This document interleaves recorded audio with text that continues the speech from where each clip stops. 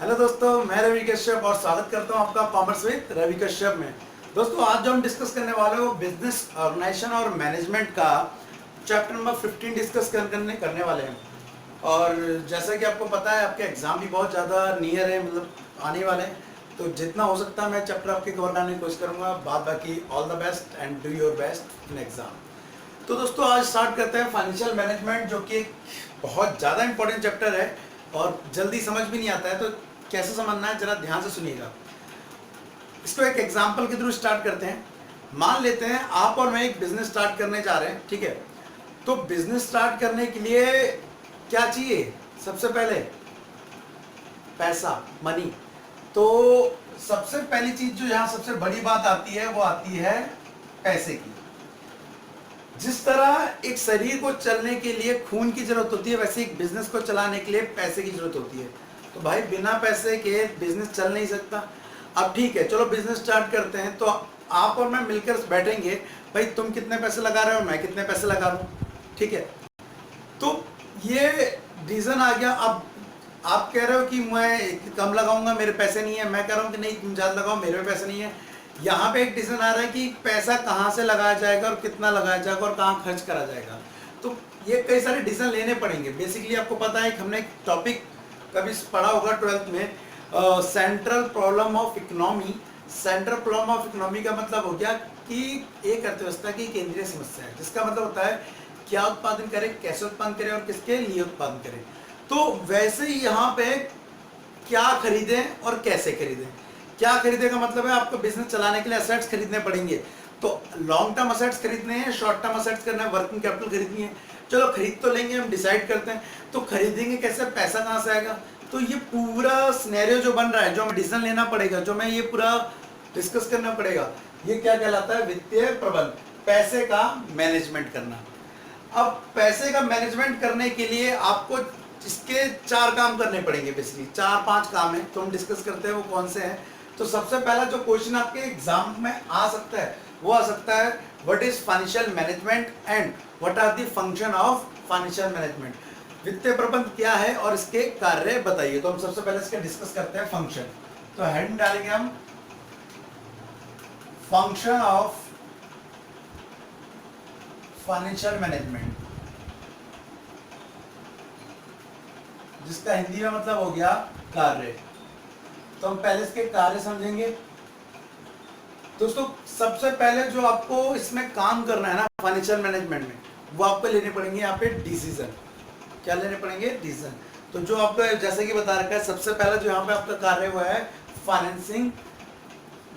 Decision लेने के लिए सबसे पहले आपको करनी पड़ेगी प्लानिंग। आपको पता है मैनेजमेंट में हमने पढ़ा कि सबसे पहले प्लानिंग करते हैं, फिर ऑर्गेनाइजिंग करते हैं, फिर स्टाफिंग, डायरेक्टिंग एंड कंट्रोलिंग। तो सबसे पहला मैनेजमेंट में भी फंक्शन क्या होता है? प्लानिंग। अब यहाँ पे भी तो मैनेजमेंट ही करना है, लेकिन बस किसका करना है? फाइनेंस का। तो फाइनेंस का मैनेजमेंट करने के लिए आपको क्या करनी पड़ेगी? प्लानिंग करनी पड़ेगी।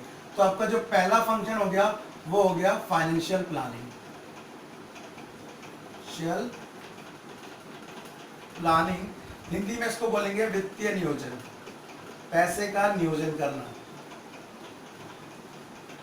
वित्तीय नियोजन का मतलब है यहाँ पे आप सोचोगे कि पैसा कितना चाहिए और कहाँ पे आप खर्च करोगे, ये सारी चीजें आपको दिमाग में लाओगे। तो यहाँ पे आपको कई सारे क्या लेने पड़ेंगे? डिसीजन लेने पड़ेंगे। उसके बाद जब आप ये वाला डिस्कस कर ले रहे कि आपने फाइनेंशियल प्लानिंग कर ली, तो उसके बाद आता है कि आप फंड कहाँ से अरेंज करोगे। फंड कहाँ से अरेंज करोगे। तो दूसरा पॉइंट बनता है यहाँ पे arrangement of fund. Arrangement of fund Hindi में कहते हैं, कहेंगे वित्त की व्यवस्था। चलो भाई, 5 लाख रुपए जाओ, बिजनेस करना है। बिकॉज हम दोनों पार्टनर बने, कुछ मैं मिलाता हूँ, कुछ आप मिलाओगे। तो हो क्या रहा है? वित्त की क्या कर रहे हैं हम? व्यवस्था कर रहे हैं, अरेंजमेंट ऑफ फंड। तो दूसरा काम है आपका, जब आपने प्लानिंग कर ली है कि आप पैसा कितना लगाएंगे, ठीक है। तो लगाने के लिए आपका पैसा आएगा कहाँ से? तो उसके अरेंजमेंट करना है। उसके बाद चलो ठीक है, आपने अरेंजमेंट भी कर लिया, आपने डिसाइड कर लिया पैसा यहाँ से आएगा। तो उसके बाद अब आप कहाँ पे इन्वेस्ट करोगे? तो कैपिटल इन्वेस्टमेंट रीजन आपका अगला कार्य है।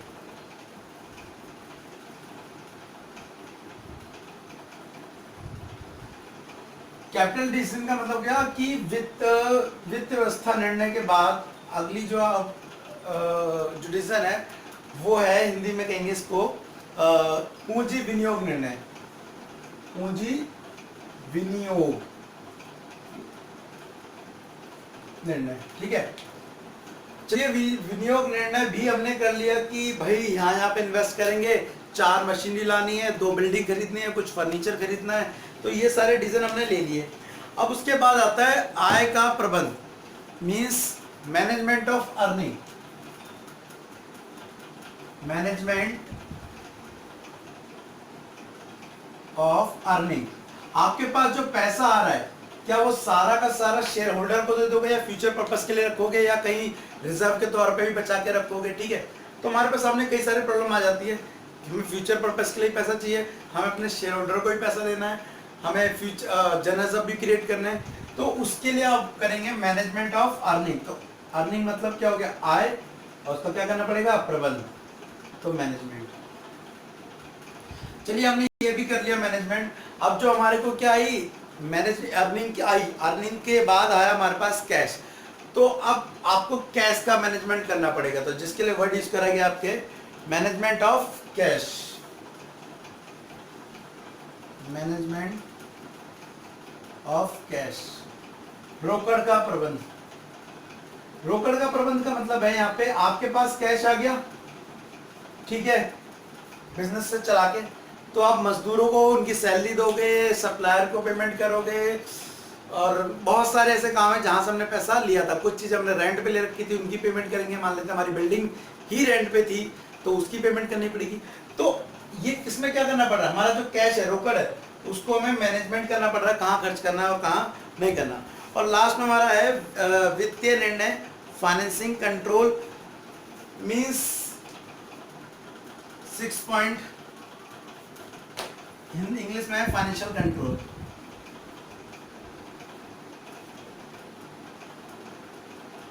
कंट्रोल हिंदी में इसको बोला गया है वित्तीय निर्णय, नियंत्रण, नियंत्रण। इसका मतलब क्या है? इसका मतलब यह है कि आप यार जो कैश रख रहे हैं ना अपने पास, उसको भी सोच के रखना पड़ता है। क्यों? एक सिंपल सा एग्जांपल लेता हूं, तो आप बाद में आप डिटेल में पढ़ सकते हैं। अगर आप अपने पास कैश ज़्यादा रखेंगे तो आप ना प्रॉफिट को खो देंगे। क्यों खो देंगे? मान लेते हैं आपने 2 से 5 लाख रुपए कैश नगद अपने बिजनेस में रख रखा है, तो उससे होगा क्या? अगर उस पैसे को आप कहीं इन्वेस्ट कर देते, शायद उस पर आपको क्या मिलता? प्रॉफिट मिलता। लेकिन हमने उसे बिजनेस में रख रखा है तो प्रॉफिट नहीं मिल रहा है। यहाँ हमने क्या खो दी? प्रॉफिट को खो दिया। तो दैट इज प्रॉफिटेबिलिटी को हमने क्या कर दिया? सेक्रीफाइस कर दिया लाभप्रदता को। ठीक है, वही अगर हम चलो इन्वेस्ट कर देते तो भी दिक्कत है। अगर हमारे पास हमने इन्वेस्ट कर दिया तो कैश की कमी है, अब तुरंत हमारे पास कोई एक सप्लायर आता है, जी ऐसा माल है या ऐसी अपॉर्चुनिटी है, तुरंत कैश दो और ले लो। कैश तो है ही नहीं, कहाँ से करेंगे? दूसरा, कई बार हमें चेंजेस की बहुत जरूरत पड़ जाती है, तो बिजनेस में एक लिमिट में वर्किंग कैपिटल होना भी जरूरी है, कैश स्टॉक होना भी जरूरी है। तो उसके लिए आपको क्या करना पड़ेगा? पैसे का कंट्रोल करना पड़ेगा, काम कितना बाहर रखना है, कितना अंदर रखना है, ये सारी चीजें। तो ये बेसिकली हमारे क्या हो गए? मैनेजमेंट के अंदर, फाइनेंशियल मैनेजमेंट के अंदर फंक्शन हो गए। नाउ अब डिस्कस करेंगे क्वेश्चन नंबर 2। क्वेश्चन नंबर जो 2 है वो हमारा ये है कि हम जो पैसे का अरेंजमेंट करेंगे वो कहां से करेंगे। तो क्वेश्चन नंबर 2 इज, लिख सकते हैं आप, सोर्स ऑफ फाइनेंस, वित्त के स्रोत, सोर्स ऑफ फाइनेंस, हिंदी में कहेंगे वित्त के स्रोत। तो बेसिकली पैसा कलेक्ट करने के 2 स्रोत होते हैं, एक तो ओन कैपिटल लगाना, खुद की कैपिटल, और एक बाहर से बोरो करना। तो अगर हम खुद की लगा रहे हैं तो उसे बोलेंगे ओन फाइनेंस, स्वामित्व वित्त। और अगर आप बाहर से बोरो कर रहे हैं तो उसे बोलेंगे बोरोड फंड, उधार लेना, बोरोड फंड। और बोरो को कहते हैं ऋण। ठीक है, अगर आप खुद का लगा रहे हैं तो ये पैसा 3 टाइप का हो सकता है बेसिकली। या तो वो इक्विटी शेयर कैपिटल हो सकती है, इक्विटी शेयर, ठीक है, जिसे समतांश भी कहते हैं। दूसरी या तो ये प्रेफरेंस हो सकती है, जिसको पूर्वाधिकार कहते हैं, या ये संचित लाभ हो सकता है, जिसको इंग्लिश में कहते हैं रिटेन अर्निंग। अभी मैं बताता हूं ये क्या होता है। उसके बाद यहां के भी लिख लेते हैं पहले। या तो आप डिवेंचर इश्यू कर सकते हैं, डिवेंचर का मतलब हो गया ऋण पत्र, या पब्लिक डिपॉजिट कर सकते हैं, ले सकते हैं पब्लिक डिपॉजिट, सार्वजनिक ऋण कह सकते हैं इसको, सार्वजनिक ऋण। समझाता हूं इसको क्या है। आप फाइनेंशियल इंस्टीट्यूशन से ले सकते हैं लोन फ्रॉम फाइनेंशियल इंस्टीट्यूट या institution, and loan from bank, ठीक है। तो ये आपके पास 7 सोर्स हैं जहां से आप पैसा इकट्ठा कर सकते हैं। तो वन बाय वन हम डिस्कस करते हैं। सबसे पहले बात करेंगे इक्विटी शेयर कैपिटल की। अगर आपको पैसा चाहिए तो आप अपनी कंपनी में इक्विटी शेयर इशू कर सकते हैं और आपको पैसा आ जाएगा। आप चाहे तो प्रेफरेंस इशू कर सकते हैं, लेकिन प्रेफरेंस वालों का जो हिस्सा होता है वो सीमित होता है, जो कि हमें देना ही होता है। रिटेन अर्निंग, रिटेन अर्निंग का मतलब क्या है कि आपने इक्विटी शेयर होल्डर इशू किए थे, तो इक्विटी से क्या हुआ, उनका जो पैसा बना 1 साल बाद, आप उसमें से पूरा का पूरा पैसा उन्हें नहीं दे रहे, आपने कुछ दे दिया, मान लेते 70% पे कर दिया और 30% नहीं पे किया।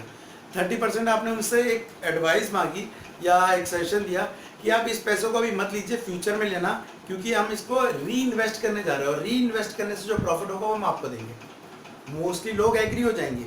तो एग्री हो जाएंगे तो जो पैसा बचा, जो हमने डिस्ट्रीब्यूट नहीं करा, उसे बोलेंगे संचित लाभ, रिटेन अर्निंग, संचित लाभ। ये तो हो गया ओन फाइनेंस। अब बात करते हैं जो बाहर से लिया जाएगा। तो बेसिकली आपने 12th में पढ़ा हुआ है डिवेंचर, आप ऋण पत्र इशू कर सकते हैं, लेकिन आपको असेट्स गिरवी रखने पड़ेंगे इसके लिए, ठीक है। साथ के साथ साल का ब्याज भी देना पड़ेगा उनको। पब्लिक डिपॉजिट, इसमें क्या होता है, कंपनी पब्लिक से लोन लेती है, ठीक है। तो पब्लिक से लोन लेगी तो उसमें क्या होता है, पब्लिक देने को भी रह जाती है, क्योंकि पब्लिक को बैंक में जितना ब्याज मिलता है उससे कई ज़्यादा गुना ब्याज कंपनी देती है। तो सार्वजनिक ऋण भी ले सकती है कंपनी।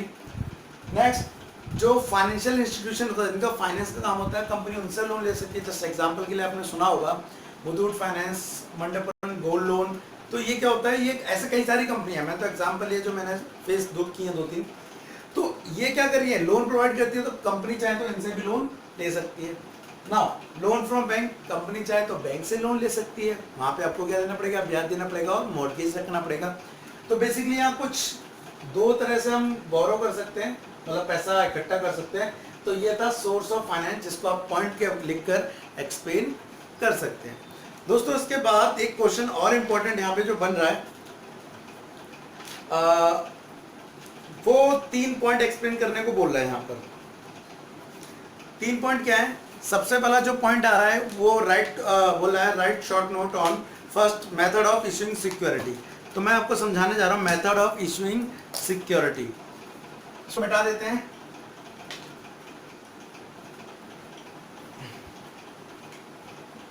हेड डालेंगे मेथड ऑफ इशूइंग सिक्योरिटी। इसका मतलब क्या है, मेथड ऑफ इशूइंग सिक्योरिटी का मतलब है आप प्रतिभूतियां, सिक्योरिटी का मतलब होता है शेयर्स, मींस प्रतिभूतियां ना। आप क्या इशू करने जा रहे हैं, शेयर इशू करने जा रहे हैं। तो क्या करना पड़ेगा, उसके मेथड क्या है। तो सबसे पहला मेथड है आप एक प्रोस्पेक्टस इशू करेंगे और उसमें बताएंगे अपने शेयर्स की सारी डिटेल, ठीक है। पब्लिक उसको पढ़कर ही बताएगी, उसे मतलब सोचेगी कि उसे खरीदना है, किस रेट पे खरीदना है, क्योंकि वो सारी डिटेल उस प्रोस्पेक्टस के अंदर गिवन होगी। तो उसके लिए फर्स्ट वर्ड यूज करा गया इनिशियल पब्लिक ऑफर। आप पब्लिक ऑफर करेंगे पहले, इनिशियल पब्लिक ऑफर। हिंदी इसके आप बुक में देख सकते हैं क्या होगा, ठीक है। 10 ईयर में आपका क्वेश्चन नंबर 4 है ये। इनिशियल पब्लिक ऑफर के बाद आपने ये किसको दिया, ये बेसिकली आप ये कह सकते हैं ये इंडिविजुअल के लिए, एक पब्लिक के लिए है, ठीक है। दूसरा, आप चाहें तो पब्लिक को डायरेक्ट ना करके आप क्या कर सकते हैं, प्राइवेट प्लेसमेंट कर सकते हैं। प्राइवेट प्लेसमेंट, इसमें क्या होता है, इसमें कंपनी अपने शेयर बजाय इंडिविजुअल को डायरेक्ट देने के वो क्या कर देती है, कुछ कंपनियों को या फाइनेंशियल इंस्टीट्यूशन को देती है। किसको देती है, कंपनी या फाइनेंशियल इंस्टीट्यूशन जो लेन देन का ही काम करते हैं। उसके बाद तीसरा, कंपनी क्या कर सकती है, बजाय इनको इशू करने के वो इन्वेस्टर को इशू कर सकती है, जिसके लिए बोला है ऑफर टू सेल। कंपनी और इन्वेस्टर, यहां पे ये लोग शेयर खरीदते हैं और क्या करते हैं, पब्लिक को बेच सकते हैं ये लोग। तो यहां पर क्या होता है, एक तरह से मीडिएटर का काम करते हैं कंपनी और इन्वेस्टर। अच्छी बात ये रहेगी कि कंपनी को यहाँ पे क्या है, सिरदर्दी नहीं पालनी होती कि उसे किसे बेचना है, इंडिविजुअल को बेचना है, अपना काम निपटा देती है वो। एंड लास्ट क्या है कि बजाय आप बाहर वालों को बेचने के लिए अपने अंदर बिजनेस के अंदर के लोगों को दे दीजिए, तो वो है इशू सेल टू इनसाइडर।